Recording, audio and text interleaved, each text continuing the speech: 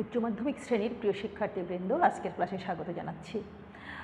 আমাদের আজকের আলোচনার বিষয় ট্রান্সলেশন। এটা অতি গুরুত্বপূর্ণ একটা বিষয়।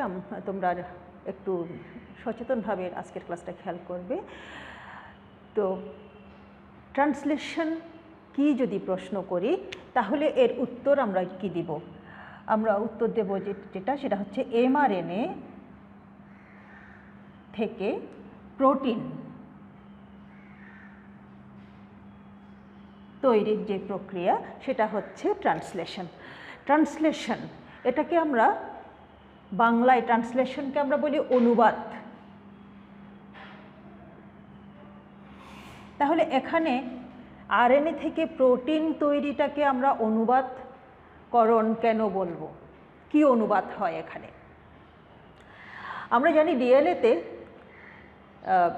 জেনেটিক তথ্যগুলো সংকেত আকারে থাকে, যেটাকে আমরা জিন বলি। তো ওখানে আমাদের যে জেনেটিক তথ্যগুলো, অর্থাৎ জীবদেহের যে জেনেটিক তথ্যগুলো, এগুলো সংকেত আকারে থাকে। এই সংকেতগুলো mRNA কপি করে নেয় প্রথমে, যেটাকে আমরা ট্রান্সক্রিপশন বলে থাকি, এবং সেটা আমরা গত ক্লাসে পড়েছি। তো এই কপিকৃত ডিএনএর যে তথ্যগুলো, যে কপিকৃত যে mRNAটা তৈরি হয়, সেই mRNA থেকে প্রোটিন তৈরি, অর্থাৎ প্রোটিন তৈরির মাধ্যমে আমাদের জীবনের যে বৈশিষ্ট্যগুলো, সেগুলো প্রকাশ পায়। এবং সেই কারণেই এই প্রক্রিয়াটাকে ট্রান্সলেশন বলা হচ্ছে। আমরা জানি প্রোটিন হচ্ছে অ্যামিনো অ্যাসিডের পলিমার যৌগ। অ্যামিনো অ্যাসিডের পলিমার, অর্থাৎ অনেকগুলো অ্যামিনো অ্যাসিড পরপর সংযুক্ত হয়ে প্রোটিন তৈরি হয়। তো এখন কথা হলো, কোন অ্যামিনো অ্যাসিডের পরে কোন অ্যামিনো অ্যাসিডটা সংযুক্ত হচ্ছে, তার উপর নির্ভর করে ওই প্রোটিনের বৈশিষ্ট্যটা কেমন, এবং ওই প্রোটিনের বৈশিষ্ট্যের উপর নির্ভর করছে ওই জীবের বৈশিষ্ট্যগুলো কেমন হচ্ছে। আর একটা কথা বলা যায়, সেটা হচ্ছে আমরা জানি বিভিন্ন এনজাইমগুলো প্রোটিন দিয়ে তৈরি। তো বিভিন্ন অ্যামিনো অ্যাসিড দিয়ে গঠিত প্রোটিন তথা এনজাইমগুলো বিভিন্ন ধরনের শারীরতাত্ত্বিক প্রক্রিয়াকে নিয়ন্ত্রণ করতে কাজ করে। তো যার কারণে আমরা প্রোটিনকে বলি জীবনের ভাষা, অর্থাৎ ল্যাঙ্গুয়েজ অফ লাইফ। এটা হচ্ছে প্রোটিন। প্রোটিনকে আমরা বলি জীবনের ভাষা। তো এখন খুব সংক্ষেপে তাহলে আমরা যদি বলতে চাই ট্রান্সলেশন কি, তাহলে আমরা বলবো mRNA থেকে প্রোটিন তৈরির যে প্রক্রিয়া, সেটাই হচ্ছে ট্রান্সলেশন। এখন আমরা আসি তাহলে কি কি লাগবে, অর্থাৎ উপকরণগুলো কি কি কিসের জন্য? প্রোটিন তৈরির জন্য। আসি তাহলে আমরা প্রথমে mRNA থেকে প্রোটিন তৈরি হয় আমরা বললাম, তাহলে 1 নম্বর উপকরণ mRNA। mRNA কোন প্রক্রিয়ায় তৈরি হয় সেটা আমরা গত ক্লাসে পড়েছি। ট্রান্সক্রিপশন প্রক্রিয়ায় ডিএনএ থেকে mRNA প্রস্তুত হয়। তো এই mRNAটাই পরবর্তীতে টেমপ্লেট হিসাবে, অর্থাৎ ছাঁচ হিসাবে ব্যবহৃত হয় প্রোটিন তৈরির ক্ষেত্রে। এরপরে আসি আমরা tRNA। mRNA মানে হচ্ছে মেসেঞ্জার আরএনএ, টি মানে হচ্ছে এখানে ট্রান্সফার আরএনএ। কি ট্রান্সফার করে? বিভিন্ন অ্যামিনো অ্যাসিডগুলো সে ট্রান্সফার করে নিয়ে আসে। তো tRNA সম্পর্কে আমরা একটু জানবো। আমরা একটু এর স্ট্রাকচারটা কীরকম হয় সেটা দেখি। এটা এরকম দুটো লুপ থাকে তার।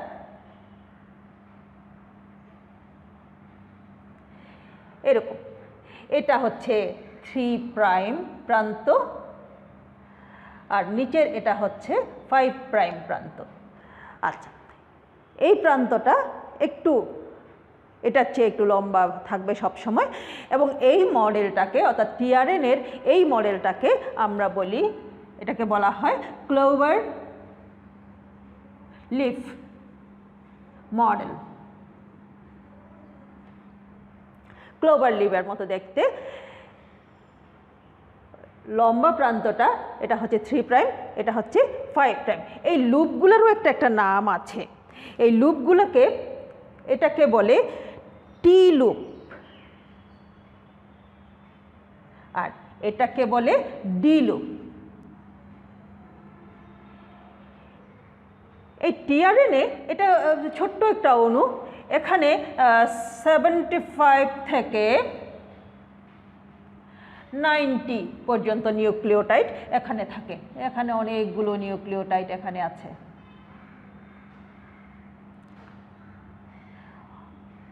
এখানে তাহলে কতটা, 75 থেকে 90টা নিউক্লিওটাইড এখানে থাকে। তো এই জায়গায় এই 3 প্রাইমে এখানে 3টা নিউক্লিওটাইডের একটা কোডন এখানে আছে। এটাকে, এই অংশটাকে আমরা বলছি, এটা হচ্ছে অ্যামিনো অ্যাসিড এখানে বসে। এটা হচ্ছে অ্যামিনো অ্যাসিড সংযুক্ত হওয়ার জায়গা,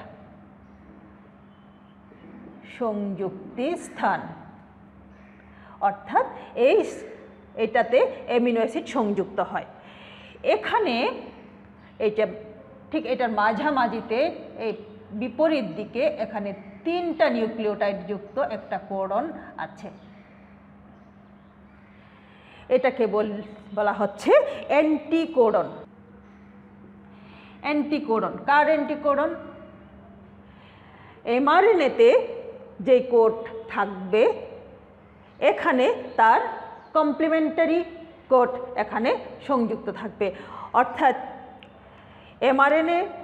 এমআরএনএতে যেই কোডগুলো সাজানো আছে, যে বেসগুলো সাজানো আছে, তার কমপ্লিমেন্টারি একটা বেস, একটা কোড নিয়ে এখানে একটা টিআরএনএ থাকবে। এরপরে আমরা আসব রাইবোজোম, আরেকটা উপাদান প্রোটিন তৈরির, রাইবোজোম আমরা জানি কোথায় থাকে, সাইটোপ্লাজমে থাকে। এটা একটা সাইটোপ্লাজমিক অঙ্গাণু, সেটা ইউক্যারিওটিক সেল হোক বা প্রোক্যারিওটিক সেল হোক, রাইবোজোম কিন্তু থাকে, ওই অঙ্গাণুটা থাকে। তো রাইবোজোম মানে দুটো পার্ট, দুটো সাব ইউনিট, একটা এরকম ছোট্ট সাব ইউনিট আর একটা এরকম বড় সাব ইউনিট। ইউক্যারিওটিক সেলে এটাকে বলা হয় 40S, এটাকে বলি আমরা 60S। এই এস মানে হচ্ছে ভেদবার্গ ইউনিট, এটা আমরা রাইবোজোম পড়ার সময় পড়ে এসেছি। তো এই দুটো সাব ইউনিট এগুলো কিন্তু সাইটোপ্লাজমে মুক্ত অবস্থায় থাকে, আলাদা আলাদা করে থাকে। ঠিক যখন প্রোটিন সংশ্লেষণ হয় তখন এই দুটো সাব ইউনিট একত্রিত হয় এবং এমআরএনএর সাথে সংযুক্ত হয়। এরপরে আমরা আসি, তাহলে এই রাইবোজোমটা হচ্ছে আসলে টিআরএনএ, এই যে টিআরএনএ আমরা এখানে বললাম, টিআরএনএ বসার জায়গা, অর্থাৎ টিআরএনএ এটার উপর এসে যুক্ত হবে, তারপরে সে এমআরএনএর বেস সিকোয়েন্স অনুসারে তার কমপ্লিমেন্টারি বেসটা এখানে এমআরএনএর সাথে সংযুক্ত করবে। এরপরে আমরা আসি তাহলে amino acid. Amino acid, protein তৈরি করার জন্য অ্যামিনো অ্যাসিড দরকার। আমাদের জীবদেহের জন্য কম বেশি 20 ধরনের অ্যামিনো অ্যাসিড কাজে লাগে, এবং এই 20 ধরনের অ্যামিনো অ্যাসিডের জন্য 61 কোডন ব্যবহৃত হয়। তার মানে একটা অ্যামিনো অ্যাসিড নির্দেশ করার জন্য অনেক সময় একাধিক কোডনও একটা নির্দিষ্ট অ্যামিনো অ্যাসিডকে নির্দেশ করে থাকে। এরপরে যেটা আছে সেটা হচ্ছে অ্যাক্টিভেটিং এনজাইম। এটা কি? কাকে অ্যাক্টিভেট করবে? টিআরএনএকে অ্যাক্টিভেট করবে এখানে। তাহলে এটা হচ্ছে অ্যামিনো অ্যাসাইল টিআরএনএ, এটার নাম হবে অ্যামিনো অ্যাসাইল টিআরএনএ সিনথেটিস। এই অ্যামিনো অ্যাসাইল টিআরএনএ সিনথেটিস এটা টিআরএনএকে অ্যাক্টিভেট করে, অর্থাৎ এটাকে শক্তি সরবরাহ করে এবং পরবর্তীতে এটা তার টিআরএনএ যে কাজটা সেটা করতে পারে। তো এখানে এই অ্যাক্টিভেটিং এনজাইম বা অ্যামিনো অ্যাসাইল টিআরএনএ সিনথেটিস এখানে 3টা সাইট আছে। এখানে 1 নম্বর সাইট এটা হচ্ছে অ্যামিনো অ্যাসিডের জন্য, 2 নম্বর সাইট এটিপির জন্য এবং 3 নম্বর সাইট নির্দিষ্ট টিআরএনএর জন্য। প্রথমে কি হয়, এই দুটো অর্থাৎ অ্যামিনো অ্যাসিড এবং এটিপি এই দুটোর মধ্যে বিক্রিয়া ঘটে এবং অ্যামিনো অ্যাসিড এএমপি বন্ড তৈরি হয়। কি তৈরি হয়?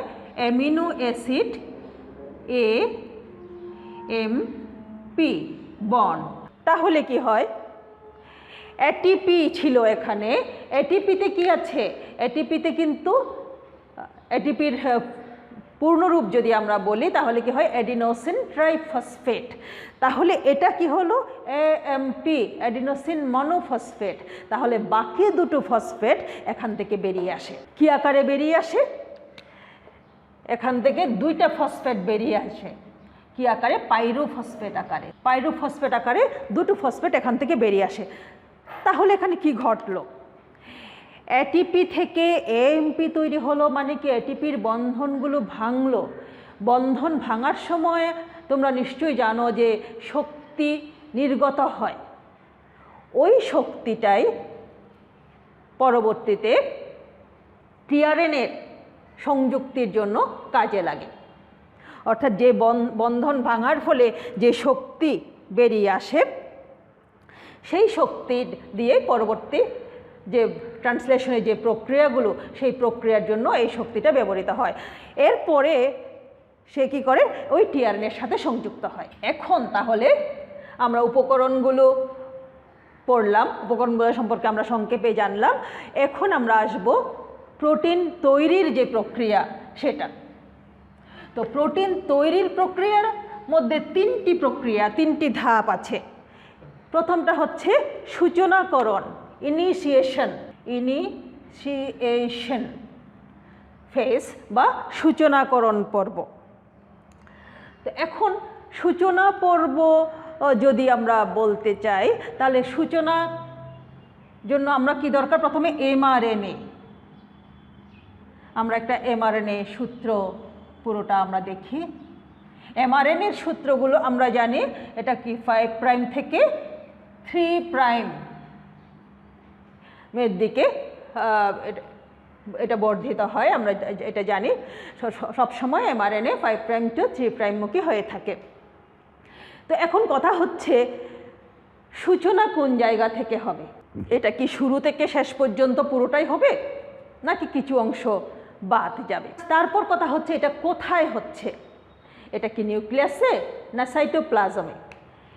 এটা আমরা গত ক্লাসেই পড়েছি। এমআরএনএ তৈরি হওয়ার পরে স্প্লাইসিং যখন হয়, অর্থাৎ ইন্ট্রনসগুলো বাদ দিয়ে এক্সনগুলো সমন্বয়ে যখন একটা পূর্ণাঙ্গ এমআরএনএ তৈরি হয় তখন ওটা নিউক্লিয়াস থেকে বেরিয়ে সাইটোপ্লাজমে চলে আসে। তো সাইটোপ্লাজমে চলে আসে নিউক্লিয়ার পোর দিয়ে। ফলে পরবর্তী প্রক্রিয়াটা নিশ্চিতভাবে সাইটোপ্লাজমে ঘটে এবং যেহেতু এটার সাথে রাইবোজোম জড়িত, রাইবোজোমের মাধ্যমে এই প্রক্রিয়াটা সম্পন্ন হয়। রাইবোজোম হচ্ছে সাইটোপ্লাজমিক অঙ্গাণু, সুতরাং এটা সাইটোপ্লাজমে অবশ্যই ঘটে। তারপরে কথা হচ্ছে আমরা এটা তোমরা আগেই জানো যে এন্ডোপ্লাজমিক রেটিকুলাম নামক এক ধরনের অঙ্গাণু সাইটোপ্লাজমে দেখা যায় এবং এন্ডোপ্লাজমিক রেটিকুলাম 2 রকম হয়, একটা হচ্ছে মসৃণ আর একটা হচ্ছে অমসৃণ। অমসৃণ হওয়ার কারণ হচ্ছে রাইবোজোম, অর্থাৎ এন্ডোপ্লাজমিক রেটিকুলামের গায়ে রাইবোজোম সংযুক্ত থাকে এবং ওই রাইবোজোমে কিন্তু প্রোটিন সংশ্লেষণ ঘটে। তাহলে আমরা আসি এখন, তাহলে ইনিশিয়েশন কোন জায়গা থেকে শুরু হয়? প্রথমে এখানে যে এটা যদি 5 প্রাইম হয়, এটা যদি 3 প্রাইম হয়, এখানে কিছু কোড আছে যেখানে প্রোটিন সংশ্লেষণ শুরু হয় না। এটাকে আমরা রিকগনিশন সিকোয়েন্স বলে থাকি। এই যে এই প্রথম অংশটা, এটাকে আমরা রিকগনিশন সিকোয়েন্স। এখানে এই জায়গা থেকে প্রোটিন সংশ্লেষণ হয় না। এরপরে ধরলাম যে এখানে কি আছে, এ ইউ জি। এই এ ইউ জি দিয়ে মেথিওনিন, আমরা এখানে কয়েকটা কোড এখানে লিখেছি, এ ইউ জি দিয়ে বোঝায় মিথিওনিন, এবং এটাই ইউক্যারিওটিক জীবে স্টার্ট কোডন। এই যে স্টার্ট কোডন এ ইউ জি, এটা দিয়ে শুরু হয়, অর্থাৎ এ ইউ জি থাকা মানে এই জায়গা থেকে কি শুরু হয়, এই জায়গা থেকে প্রোটিন সিনথেসিস শুরু হবে, এটা স্টার্ট কোডন। এখান থেকে এটা শুরু হবে। তাহলে এখানে কি হচ্ছে, টিআরএনএ, শক্তিকৃত টিআরএনএ, অর্থাৎ ওই যে শক্তি সে গ্রহণ করেছিল কোথা থেকে, এটিপি থেকে যে শক্তি গ্রহণ করেছিল, সেই শক্তিকৃত টিআরএনএ এখানে আসে, এখানে এই সিকোয়েন্সে এটা সংযুক্ত হয়। তাহলে সেটা কীরকম হতে হবে, টিআরএনএটা যদি এরকম হয়,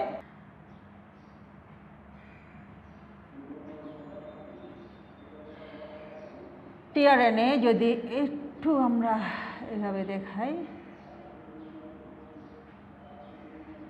এটা 3 প্রাইম, এটা 5 প্রাইম, এখানে অ্যান্টিকোডনগুলো আছে। তাহলে এটা যদি এ ইউজি হয়, এ, তাহলে এটা হবে ইউ এ সি, অ্যান্টিকোডনটা হবে ইউএসি, এইভাবে এটা সংযুক্ত হবে। এবং এই টোটাল এটাকে আমরা ইনিশিয়েশন কমপ্লেক্স, টোটাল এই জিনিসটাকে আমরা বলবো ইনিশিয়েশন কমপ্লেক্স, এখানে সংযুক্ত হবে। এরপরে বড় এককগুলো এসে সংযুক্ত হবে। আমরা এখানে আরও কয়েকটা কোড আমরা লিখে রাখি। এটা মনে করলাম সি সি জি, অর্থাৎ এটা প্রোলিনকে নির্দেশ করবে।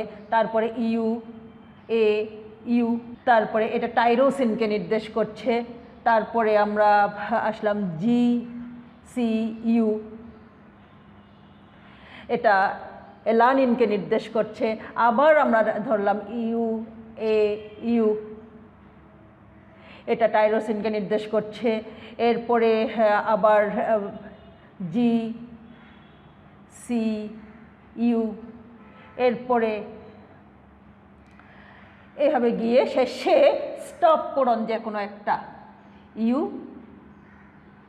এ এ, এভাবে আসলো। তো এখন এখানে কি হয়, প্রথমে রাইবোজোমের ছোট্ট অংশটা অর্থাৎ 40S এখানে সংযুক্ত হয়। এরপরে এসে এটা এই বড় এককটা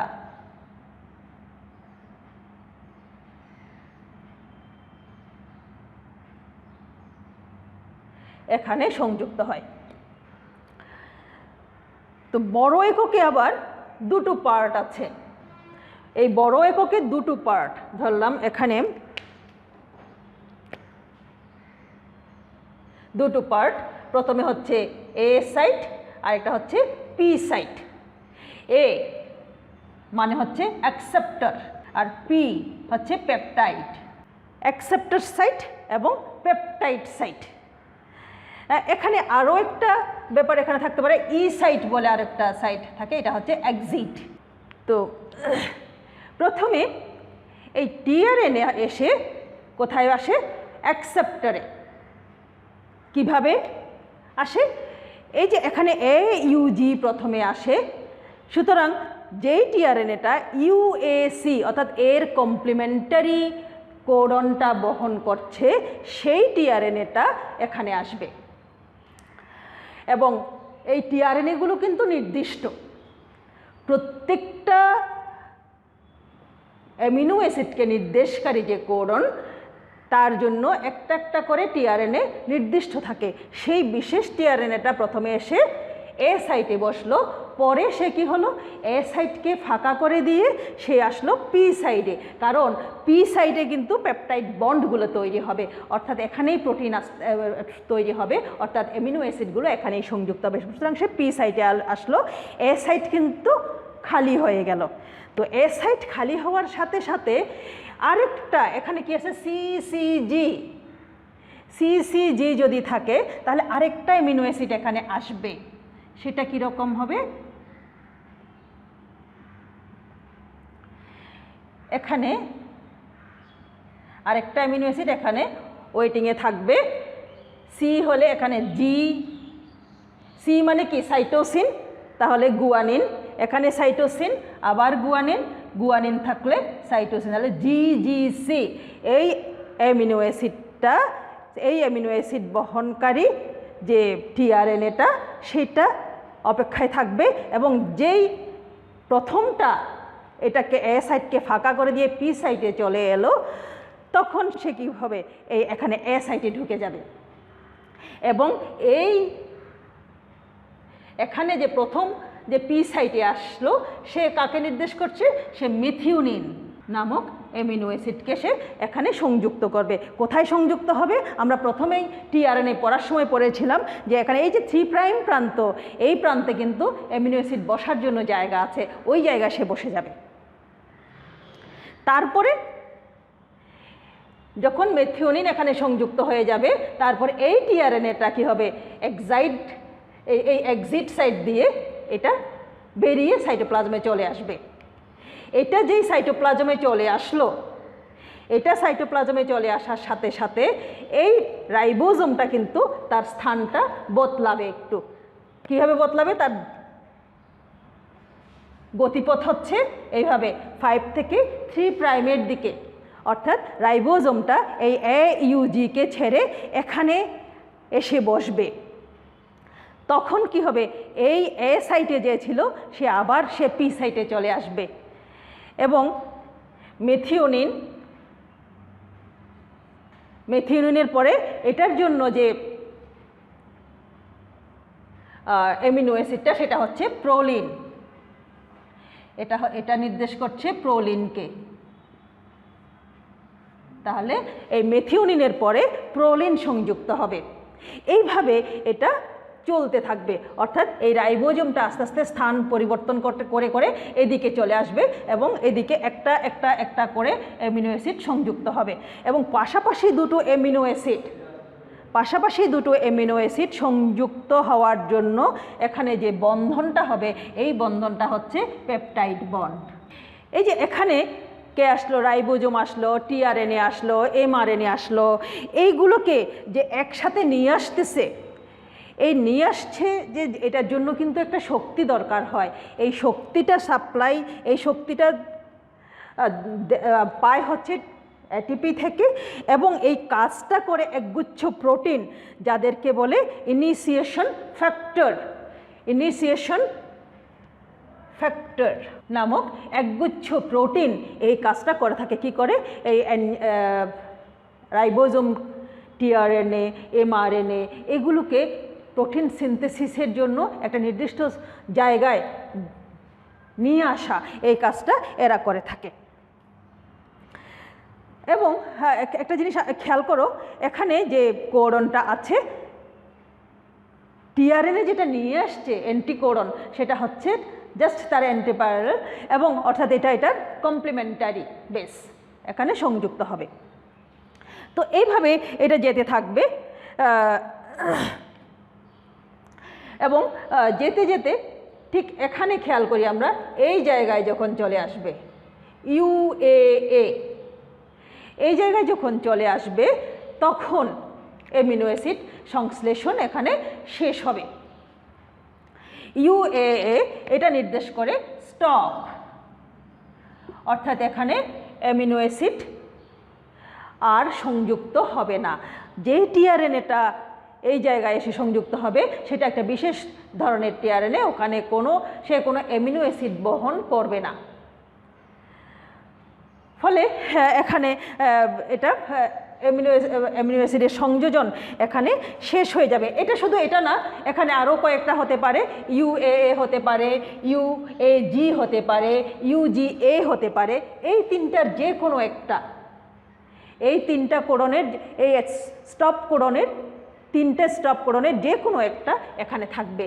এবং এখানে থাকা অর্থ হচ্ছে এটা প্রোটিন সিনথেসিস হতে হতে এই জায়গা পর্যন্ত আসলে পরে বুঝাবে যে প্রোটিন সিনথেসিস এই জায়গায় শেষ হয়ে যাচ্ছে। তো এখানে অর্থাৎ এটা কিন্তু কোনো প্রোটিন অর্থাৎ কোনো অ্যামিনো অ্যাসিডকে এনকোড করবে না, এবং এটা একটা রিলিজ ফ্যাক্টর এখানে সংযুক্ত করবে। তাহলে কে রিলিজ হয়ে যাবে? এখন এই রাইবোজোমটা এখান থেকে সরে যাবে। রাইবোজোম এমআরএনএ থেকে মুক্ত হয়ে এটা আবার সাইটোপ্লাজমে চলে আসবে, মুক্ত হয়ে যাবে এবং ট্রান্সলেশন প্রক্রিয়া এখানে শেষ হবে। আচ্ছা, শেষে এখানে আরেকটা কথা আমাদের বাকি থেকে যাচ্ছে। এখানে আমরা বললাম যে এখানে অনেকগুলো পেপটাইড বন্ড হয় এবং এটার সাথে এখানে অ্যামিনো অ্যাসিডগুলো পরপর সংযুক্ত হতে থাকে। এভাবে একটা লম্বা একটা চেইন তৈরি হয়। তো শেষে এখানে কি হয়? আমরা জানি অ্যামিনো অ্যাসিড হচ্ছে একটা জৈব অ্যাসিড, সুতরাং এখানে অবশ্যই এটা একটা কার্যকরী মূলক, এটাকে আমরা কি বলি? কার্বক্সিল মূলক বলে থাকি। আর এখানে H2N এটা হচ্ছে অ্যামিন মূলক, এগুলো সংযুক্ত থাকে। এইভাবে একটা টোটাল একটা প্রোটিন অণু এভাবে তৈরি হয়ে থাকে। তো আমরা আজকে এখানে শেষ করব। এর পরবর্তী ক্লাসে আমরা জেনেটিক কোড এসব বিষয় নিয়ে আলোচনা করার চেষ্টা করব। ধন্যবাদ সবাইকে।